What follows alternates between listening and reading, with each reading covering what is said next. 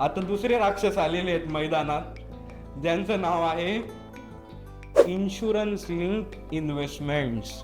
Insurance linked investment वगैरे गोष्टी चालू राहणार. का बरं? कारण लोकांना आपण किती हुशार आहोत याचं फिलिंग घ्यायचं असतं, म्हणून त्यामुळे तुमच्या समोर एक भुलवणारं चित्र निर्माण केलं असतं. ही जर उतरवायची असेल तर मी एकच गमतीदार मुद्दा सांगतो, तो लक्षात ठेवा.